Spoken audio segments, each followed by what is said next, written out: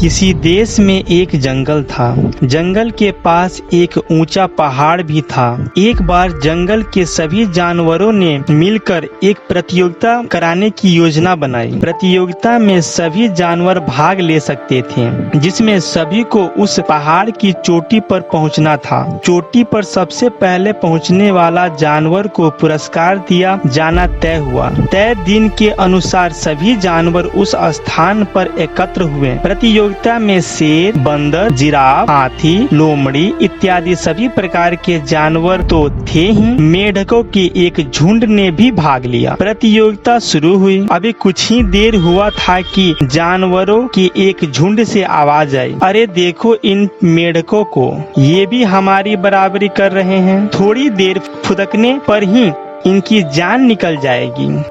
ये ऊपर क्या चढ़ेंगे। यह बात सुनकर जानवरों ने मेढकों की तरफ देखा और जोर का ठहाका लगाया। अभी सभी कुछ ही दूर चले थे। एक जानवर बोला, हे भगवान, पहाड़ तो बहुत ऊंचा है, चलना मुश्किल है, कैसे हम चोटी पर पहुंचेंगे। कई जानवर ने उसकी बातों में हाँ मिलाई और वहीं रुक गए। लेकिन अभी भी बहुत से जानवर चल रहे थे।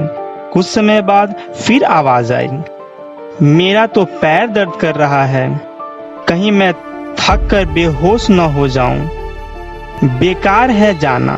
यह बात सुनकर कई अन्य जानवरों ने वहीं से वापस लौटने का निर्णय लिया। लेकिन अभी भी कुछ जानवर आगे बढ़ रहे थे।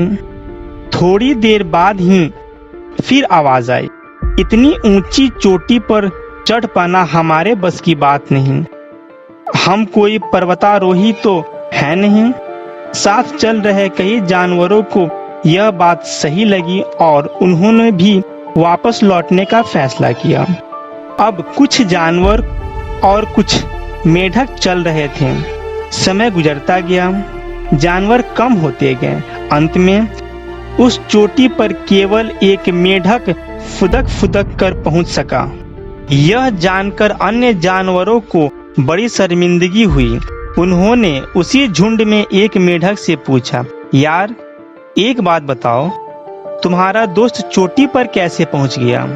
मेढक ने मुस्कुराते हुए कहा, भाई वह इसलिए चोटी पर पहुंचा क्योंकि वह बहरा है, सुन नहीं सकता, इसलिए तुम्हारी कोई भी नकारात्मक बात उसके कान तक नहीं पहुंची।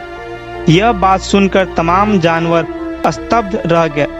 किसी महान विचारक ने कहा है कि यदि आप में नकारात्मकता है तो आप हर अवसर में मुश्किल देखेंगे, यदि आप में सकारात्मकता है तो आप हर मुश्किल में अवसर देखेंगे। इसलिए अब हमें तय करना है कि हम नकारात्मकता के माहौल में उस मेढक की तरह बहरे बन सकते हैं। यदि हाँ, तो हमें अपने उद्देश्य की चोटी पर पहुंचने से कोई ताकत नहीं रोक सकती।